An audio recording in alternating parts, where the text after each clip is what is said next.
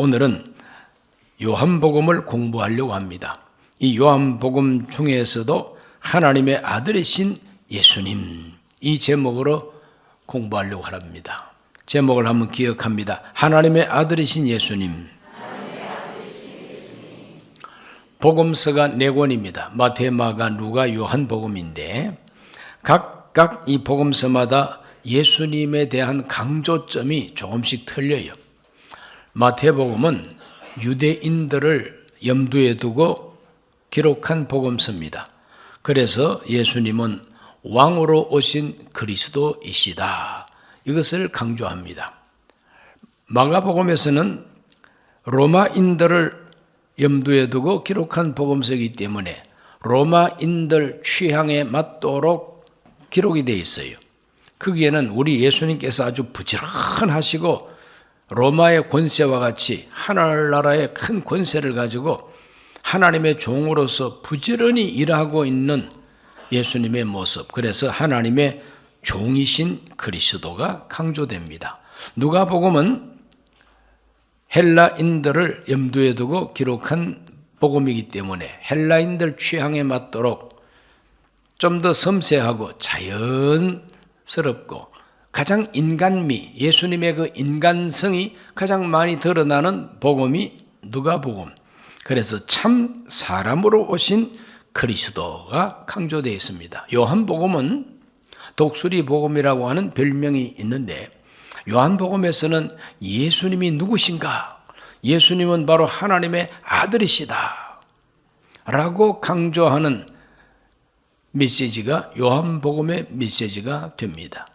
그래, 하나님의 아들이신 예수님, 요한복음을 읽어보면은 그 복음서 자체 내에서 예수님을 하나님의 아들이라고 고백하는 증언들이 나옵니다. 예수님은 하나님의 아들이시라고 하는 증언들이 나옵니다. 7가지 증언을 소개합니다. 첫째, 세례 요한, 침례 요한이 예수님께 대한 고백을 어떻게 했는가? 요한복음 1장 33절에서 34절을 다 같이 읽어보겠습니다.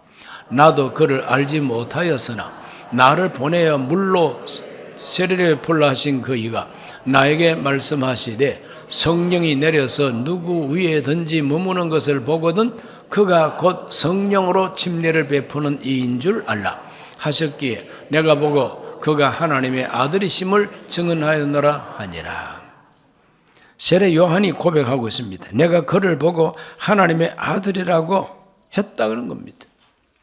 하나님께서 침례를 베풀라고 명령하시면서 성령이 누구 위에 머무는 것을 보면 바로 그 사람이 성령으로 침례를 주는 분이다. 성령으로 침례를 주는 것은 선지자 반열이 아니고 하나님의 아들이시기 때문에 성령으로 침례를 준다는 겁니다. 그래서 침례 요한은 예수님을 하나님의 아들이라고 증언하고 있는 겁니다. 다른 어떤 사람들보다도 요한복음 자체 속에서 하나님의 아들이신 예수님을 증언하는 증인들이 많이 나옵니다. 두 번째로는 나다나엘이라고 하는 제자입니다. 요한복음 1장 49절 말씀을 읽어보면은 나다나엘이 대답하되 랍비여 당신은 하나님의 아들이시요 당신은 이스라엘의 임금이로소이다. 나다나엘은 분명하게 고백을 합니다. 당신은 하나님의 아들이시다. 이스라엘의 왕이시다. 이렇게 고백을 하게 됩니다. 나다나엘이 어떻게 이렇게 고백할 수가 있었느냐? 나다나엘은 예수님께서 자기를 너무 깊이 확실하게 알고 계신 걸 보고 그 예수님을 만나자마자 예수님의 눈동자와 나다나엘의 눈동자가 탁 만나자마자 그는 벌써 감동을 받는 겁니다. 이분은 하나님의 아들이시다. 이스라엘의 왕이시다. 고백하게 되는 겁니다. 나사렛에서 오신 그 예수님의 고향이 나사렛입니다. 목수 아들이고 예수님 자신이 목수입니다. 유대 사회에서는 나사렛에서는 선한 것이 나올 수 없다. 그러니까 굉장하게 멸시받는 동네가 나사렛이라고 하는 동네입니다. 그 나다나엘도 나사렛에서 무슨 선한 것이 나올 수 있느냐? 46절에 보면 그렇게 나사렛을 격하하고 멸시하는 말을 합니다. 그런데 그 예수님께서 나다나엘에게 말하기를 빌립이 너를 전도하기 전에 내가 너를 먼저 보았다. 너 무화과 나무에 있을 때 내가 보았다. 너는 마음이 아주 착한 사람이고 너는 마음이 아주 순수한 사람이다. 이렇게 예수님께서 나다나엘에 대한 말씀을 주시니까 이 예수는 하나님의 아들이다. 이렇게 고백하고 있는 겁니다. 세 번째로 베드로의 고백을 봅니다. 6장 68절에서 69절을 다 같이 읽습니다. 시몬 베드로가 대답하되 주여 영생의 말씀이 주께 있사오니 우리가 누구에게로 가오리이까? 우리가 주는 하나님의 거룩하신 자이신 줄 믿고 알았나이다. 베드로는 예수님을 가리켜서 주는 하나님의 거룩하신 자이신 줄 믿고 알았다고 고백하고 있습니다. 마태복음 그리고 다른 복음에서는 주는 그리스도시요 살아계신 하나님의 아들이십니다. 이렇게 고백을 하고 있죠. 그러므로 제자들 모두가 다 예수님을 하나님의 아들로 고백하는 사람들이었습니다. 베드로는 어떻게 알았을까? 성령으로 알았죠. 예수께서 말합니다. 이것을 너에게 알게 한 것은 혈육이 아니로 사람이 가르쳐서 아는 게 아니라는 겁니다. 하늘에 계신 내 아버지께서 알게 하셨다는 겁니다. 이렇게 칭찬받은 베드로였습니다. 이 고백을 어느 때 했느냐 하면은 오병이어의 기적을 일으키고 난 다음에 많은 사람들이 예수님 앞으로 몰려오게 됩니다. 그럴 때 예수님께서 자기에게 몰려오는 그 많은 사람들을 보고 이 사람들이 나한테 오는 것은 표적을 본 까닭이 아니고 떡 먹는 것을 봤기 때문이다. 그러니까 떡에 대해서 관심이 많아서 나한테 오는 것이지 표적을 보고 내가 그리스도라고 하는 것에 대한 믿음이 있어서 나한테 오는 게 아니라는 거예요. 그럼 예수님 앞으로 막 사람들이 모여옵니다. 요즘 말로 말하면 인기짱입니다. 그러나 우리 예수님께서는 소쿠리 비행기에 올라타지를 않습니다. 아무리 많이 자기한테 몰려올지라도 예수님은 다 알고 있습니다. 나를 버리고 다 갈 거다. 그 예수님께서 나는 생명의 떡이다. 내 살을 먹고 내 피를 마시는 자는 영생을 얻는다. 아주 이해할 수 없는 말씀을 하니까 사람들이 아니 우리 떡 얻어 먹으러 왔는데 뭐 자기 피 마시라 그러고 자기 살 뜯어준다 그러고 이게 무슨 말이냐. 이해할 수가 없습니다. 그래서 다 가버렸다 그랬어요. 그때부터 그의 제자 중에서 많은 사람이 떠나가고 다시 그와 함께 다니지 아니하더라. 예수님의 제자라고 말할 수 있는 정도로 예수님을 가까이 따라다니던 사람들도 예수님 말씀을 이해를 못하니까 이상한 말씀을 한다 생각하고 떠나가 버렸다고 성경이 말합니다. 예수께서 12 제자에게 이르시되 너희도 가려느냐? 많은 제자들이 나를 떠나가 버렸는데 12 사도 너희들도 떠나가겠느냐? 이렇게 질문하고 계십니다. 그럴 때 베드로가 주여 영생의 말씀이 주께 있사오니 우리가 누구에게로 가오리까? 영생의 말씀이 주께 있다는 거죠. 다른 데 가면 영생의 말씀이 아니라는 겁니다. 랍비들의 가르침은 영생의 말씀이 아니라는 겁니다.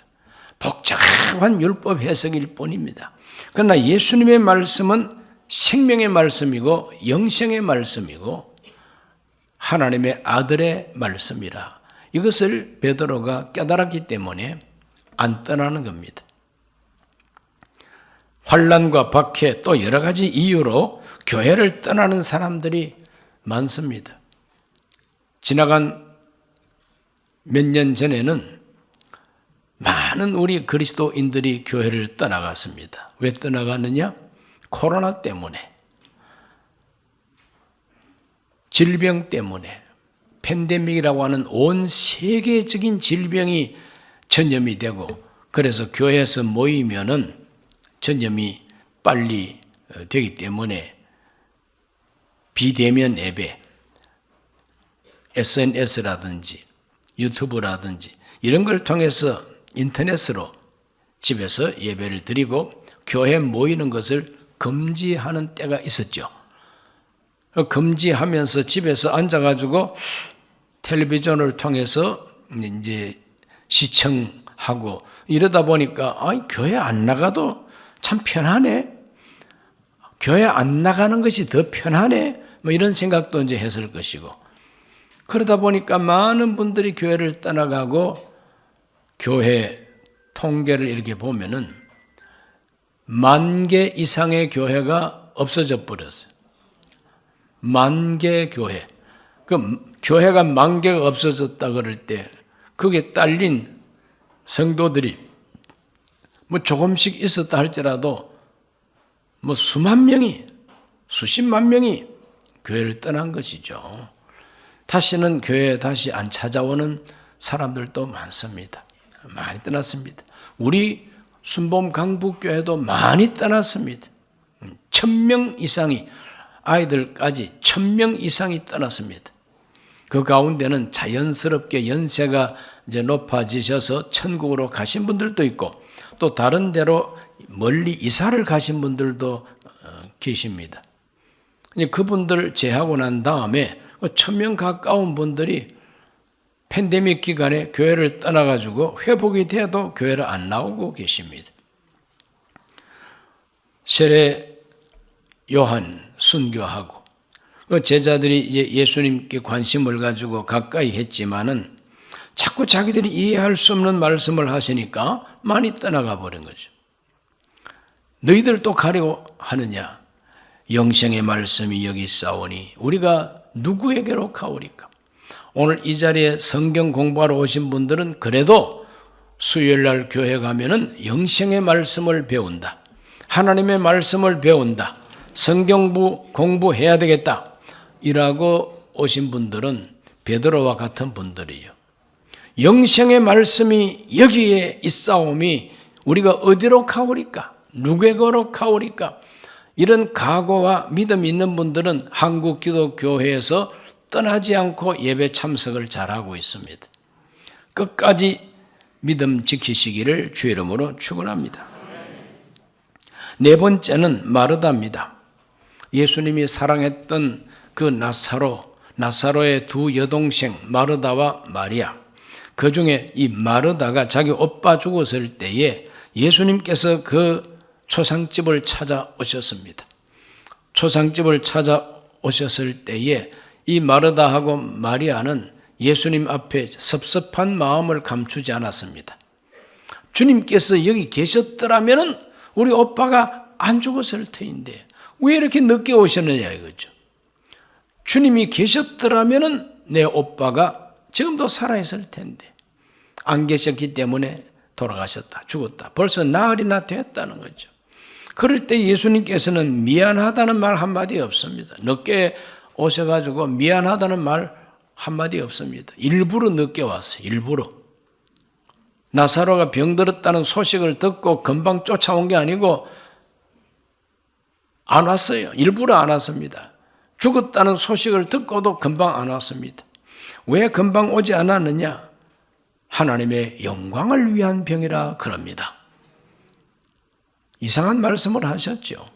그래서 미안하다는 말 소리 한마디도 하지 아니하고 그 집에 와가지고 나는 부활이요 생명이니 나를 믿는 자는 죽어도 살겠고 물어 살아서 나를 믿는 자는 영원히 죽지 아니하리라. 이렇게 말합니다. 그럴 때 마르다가 대답한 말이 유명합니다. 요한복음 11장 27절 말씀. 이르되 주여 그러하외다. 주는 그리스도시요 세상에 오시는 하나님의 아들이신 줄 내가 믿나이다. 주는 그리스도시요 세상에 오시는 하나님의 아들이심을 내가 믿나이다. 마르다의 고백인 것입니다. 마르다는 예수님이 섭섭했어도 예수님이 누구신가를 고백하고 있습니다. 섭섭하다고 모든 걸 다 때리치우는 그런 감정에 치우치는 분들이 되지 말기를 바랍니다. 섭섭한 것은 섭섭한 것이고 예수님이 누구신가에 대한 신앙은 확실하게 가져야지. 주는 그리스도이시요 세상에 오시는 하나님의 아들이신 줄 내가 믿나이다. 믿음은 변함이 없게 되어야 됩니다. 그러므로 마르다는 내가 믿나이다 그랬어요. 그럴 때 예수님께서 나사로 무덤을 찾아가가지고 무덤 문을 돌을 옮기라고 명령합니다. 그럴 때 마르다가 대답합니다. 주여 나흘이나 되기 때문에 저 돌 옮기면 냄새가 납니다. 냄새가 지독하다 이거죠. 그럴 때 예수님께서 마르다야 내 말은 네가 하나님 말씀을 순종하면 영광을 보리라고 이미 말하지 않았느냐. 옮겨라. 그래서 옮겼더니 예수님께서는 그 앞에서 큰 소리로 나사로야 나와라. 예수님 말씀 한마디 떨어지니까 죽은 시신이 벌떡 일어나가지고 뛰어나왔다 그랬어요. 바로 이와 같은 기적을 일으키기 위해서 예수님은 병들었을 때 빨리 와가지고 안수해서 고친 것이 아니다. 죽어서 썩어갈 때 오셔가지고 살려내시는 겁니다.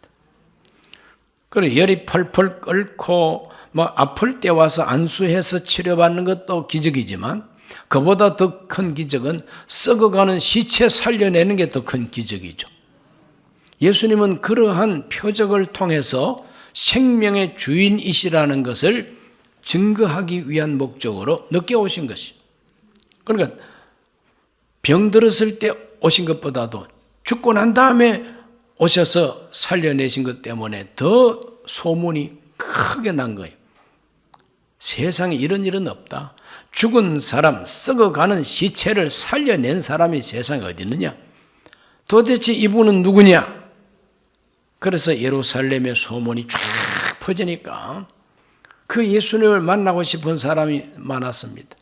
바로 그 예수가 낙이 타고 예루살렘 성으로 온다니까 막 사람들이 종려나무 가지를 끊고 그래서 나가가지고 예수를 환영한다고 호산나를 외치고 그랬대요. 마르다는 주는 그리스도시요 세상에 오시는 하나님의 아들이십니다. 이렇게 고백을 하고 있습니다. 다섯 번째 증인은 도마입니다. 예수님의 제자 도마. 도마는 의심이 많은 사람이죠. 도마는 냉철한 사람입니다. 다른 제자들이 예수님을 만나고 난 다음에 우리 선생님이 다시 살아나셨다고 얘기할 때 나는 못자국에 내 손가락 넣어 봐야 믿지 내 손가락 안 넣어 보고는 나는 못 믿겠다 그랬어요. 그럴 때 우리 예수님께서 도마가 있을 때 제자들 앞에 나타나셨어요. 그리고 다른 제자들은 그래도 믿고 있으니까 간두고 도마를 불렀습니다. 도마야, 너 이리 와서 내 옆구리에 내 손바닥에 손가락 넣어봐. 그리고 믿는 자가 되라 그랬어요. 도마가 손가락 넣어보고 확인도 하지 아니하고 보자말자 그 앞에 엎드려서 뭐라고 고백을 했느냐? 20장 28절 다 같이 읽습니다. 도마가 대답하여 이르되 나의 주님이시요 나의 하나님이시니이다. 나의 주님 나의 하나님이십니다. 이렇게 고백을 하는 겁니다. 그러므로 부활을 통해서 예수님은 나의 주님 나의 하나님이라고 고백을 받게 됩니다.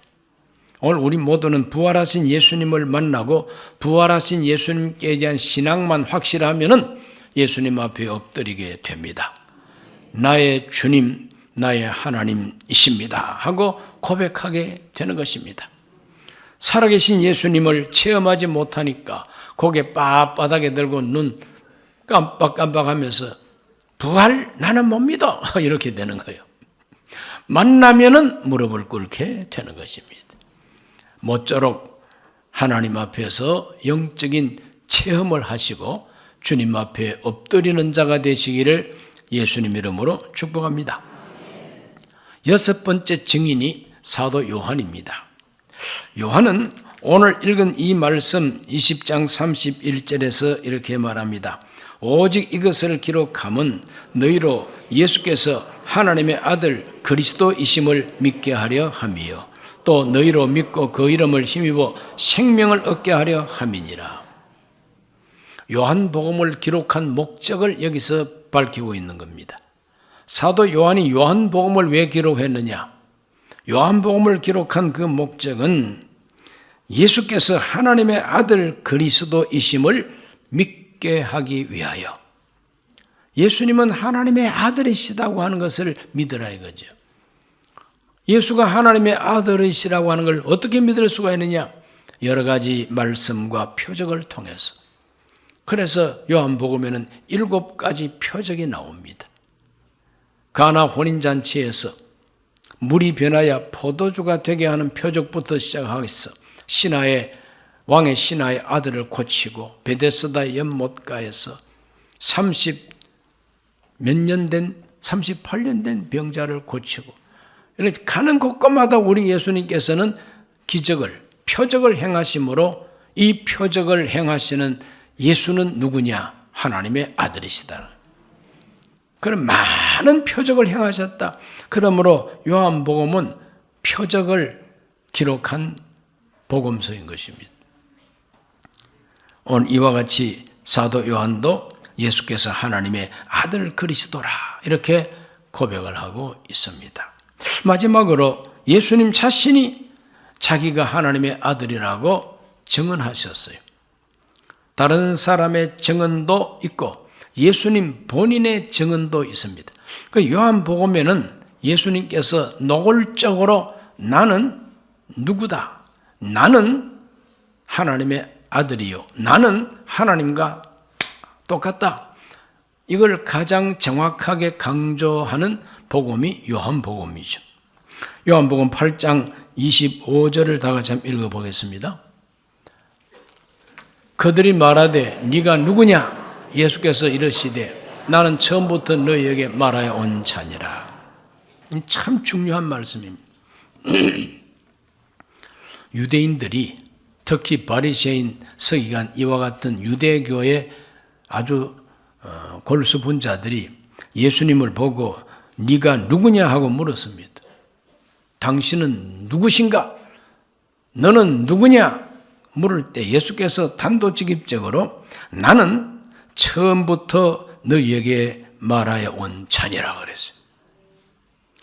이거 굉장한 말씀입니다. 나는 처음부터 너희에게 말하여 온 자니라. 그럴 때 여기서 말하고 있는 이 처음이 어느 때냐 이 말이죠.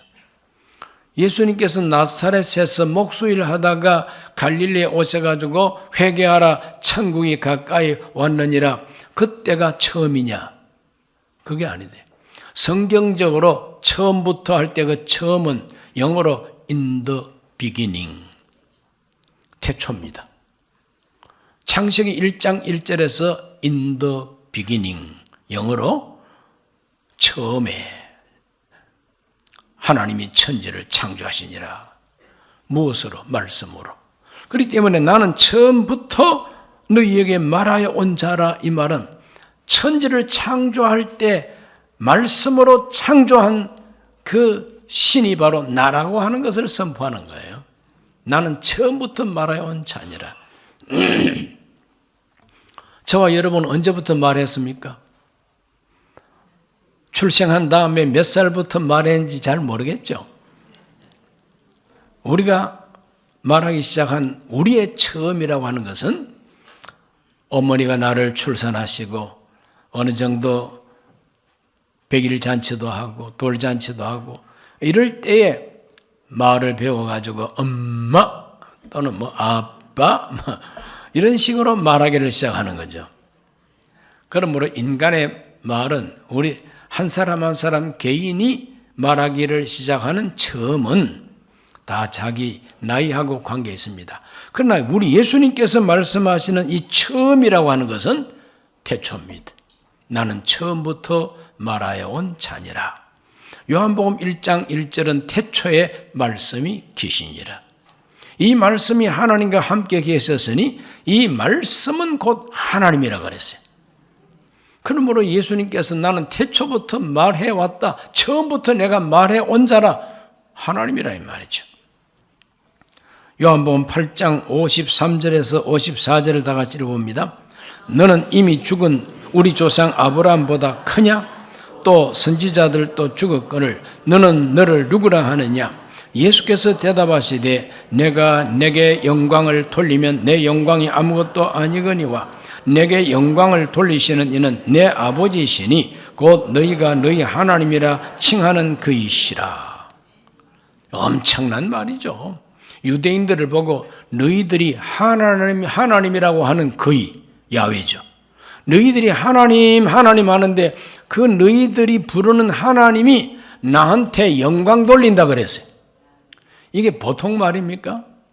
이건 때려서 죽여야 할 신성모독자죠. 그럼 예수님께서는 눈도 깜짝하지 않고 그 말합니다. 너는 누구냐? 너는 너를 누구라 하느냐? 이렇게 할 때에 너희들이 하나님이라고 하는 그분이 나한테 영광을 돌린다는 거예요. 이거는 계급적으로 높다는 것이 아니라 하나님이 나를 영화롭게 한다 이 말이죠. 내 아들이다. 내 독생자다. 내가 보낸 메시아 그리스도다 하고 증언해 주신다 이 말이죠. 그게 영광 돌리는 겁니다. 요한복음 8장 58절에서 59절을 읽습니다. 예수께서 이르시되 진실로 진실로 너희에게 이르노니 아브라함이 나기 전부터 내가 있느니라 하시니 그들이 돌을 들어 치려 하거든 예수께서 숨어 성전에서 나가시니라. 계속해서 예수님이 하시는 말씀은 유대인들이 참을 수 없는 말씀입니다. 아브라함이 유대인들에게는 최고 조상입니다. 자기들의 민족 조상이 아브라함이요. 그런데 내가 아브라함 나기 전부터 있느니라 그랬어. 내가 있느니라 하는 이 말은 굉장한 말입니다. 우리 한국 사람들은 잘 몰라요. 그러나 유대인들은 그 말이 엄청난 의미가 있습니다. 내가 있느니라. 그 말은 내가 있다 이 말은 누가 나를 있게 해서 있는 게 아니라는 거예요. 나는 스스로 있는 자라는 뜻이 내가 있느니라 하는 말입니다. I am. 구약성경 출애굽기 3장 14절을 읽어보면 하나님이 모세에게 이르시되 나는 스스로 있는 자니라. 또 이르시되 너는 이스라엘 자손에게 이같이 이르기를 스스로 있는 자가 나를 너희에게 보내셨다 하라. 모세가 하나님의 이름을 물었습니다. 하나님, 내게 나타나신 하나님, 떨기나무 불꽃 속에 나타나시는 하나님, 하나님의 이름이 무엇입니까? 내가 저 애굽으로 가서 유대인들을 만나가지고 누가 나를 보냈느냐 이렇게 말할 때 이름을 알아야 되겠습니다. 그럴 때 하나님이 내 이름은 스스로 있는 자라 해라. 그 스스로 있는 자가 바로 I am입니다. I am that I am. 나는 스스로 있는 자라. 바로 그 유명한 스스로 있는 자라고 하는 그 유명한 말을 예수님은 유대인들 앞에서 스스럼없이 합니다. I am. 나는 있는 자니라. 그럴 때 유대인들은 더 이상 참을 수가 없어요. 돌멩이 가지고 때려서 죽이려고 그랬대. 우리 예수님은 이와 같이 아주 위험천만한 상황을 맞이하면서도 포기하지 않고 자기가 누구라고 하는 걸 계속해서 밝혀주고 있습니다. 요한복음 10장 30절에서 33절까지 읽습니다.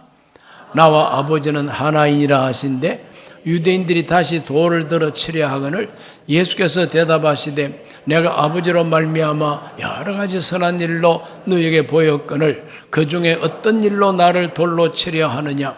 유대인들이 대답하되 선한 일로 말미암아 우리가 너를 돌로 치르는 것이 아니라 신성모독으로 인함이니 네가 사람이 되어 자칭 하나님이라 하미로라. 유대인들이 돌을 들어서 예수를 때려 죽이려고 한 원인이 뭐냐? 신성모독이라고 해요. 신성모독. 자기를 하나님과 동등으로 취급을 한다. 나와 아버지는 하나라. 유대인들은 야훼 하나님 그러면 겁을 집어먹고 말도 못합니다. 야훼라는 말을 못해가지고 그냥 주여 이렇게 말하고 있는데, 목수 아들 나사렛 예수가 와가지고 그 하나님과 내가 하나라고 하니까, 내가 그 하나님 아버지의 친아들이라고 그러니까 참을 길이 없는 겁니다. 그 야훼 하나님이 나한테 영광 돌린다니까, 아브라함 있기 전부터 내가 있다고 하니까, 나는 스스로 있는 자라니까 도무지 참을 수가 없습니다. 그래서 돌멩이를 들어서 죽이려고 했다. 예수님께서 왜 나를 돌로 치려 하느냐? 내가 무슨 나쁜 짓을 한 것이 있느냐? 그럴 때 유대인들은 네가 무슨 나쁜 짓을 하고 무슨 죄를 지었기 때문이 아니라 신성모독 때문이다. 어떻게 사람이 자칭 하나님이라 할 수 있느냐? 예수님은 자칭 하나님입니다. 그러면 거짓말로 자칭하면은 그건 때려 죽여야 할 사람이죠. 예수님은 자칭 하나님이라고 할 때 하나님이 자기를 자칭 하나님이라고 하는데 맞는 말 아닙니까? 전오연 목사가 저 어디 가가지고 당신은 누구시요? 뭐 하는 사람이요? 물을 때 자칭 나는 순복음 강북교회 담임 목사요. 이게 거짓말입니까? 진실입니까? 이 거짓말 같은 사람 한번 손 들어보세요. 하나님이 독생자를 세상에 보내셨어. 예수님께서 하나님의 아들로 이 세상 오셔서 유대인들에게 나는 하나님의 아들이다, 나는 메시아다, 나는 선한 목자다, 나는 세상의 빛이다, 나를 따르는 자 어둠에 다니지 아니한다, 내가 곧 길이요 진리요 생명이다. 틀린 말입니까? 한마디도 틀린 말이 없어요. 예수님은 자기를 하나님이라 주장하셨습니다. 요한복음 10장 36절에 보면 하물며 아버지께서 거룩하게 하사 세상에 보내신 자가 나는 하나님의 아들이라 하는 것으로 너희가 어찌 신성모독이라 하느냐. 맞는 말이죠. 하나님의 아들이 오셔서 자칭 하나님의 아들이라고 하는데 그게 왜 신성모독이냐? 신성을 모독하는 것이 아니라 신성을 증거하는 것이죠. 선포하는 것이죠. 이렇게 우리는 요한복음을 통해서 예수님은 하나님의 아들 그리스도이시다 하는 그 증거를 수도 없이 막 찾을 수가 있습니다. 요한복음 전체가 한 구절 한 구절 읽어보면은 예수님의 신성이 가득하게 들어있음을 발견하게 됩니다. 이 예수를 우리가 어떻게 할 것인가? 자칭 하나님, 자기를 하나님의 아들, 자기를 하나님이라고 주장하는 이 예수를 어떻게 할 것이냐? 믿을 것이냐, 안 믿을 것이냐, 이것만 남았습니다. 그렇게 자기를 주장하는 예수가 거짓말쟁이냐? 거짓말쟁이라면 사기꾼이지. 그 사람은 죽어 마땅하지요. 그래서 로마 시대에 죽어 마땅하다 하고 십자가에 못 박았더니 부활하셔 하늘로 올라가 버리시네. 이 예수를 우리가 누구라 해야 되겠느냐? 예수가 거짓말 했느냐? 참말을 했으면 나의 주 나의 하나님이시죠. 예수님이 참말 했다고 믿기 때문에 오늘도 이 자리에 오셨어요. 믿습니까? 예수님은 거짓말쟁이가 아니라 예수님은 참말을 하셨어요.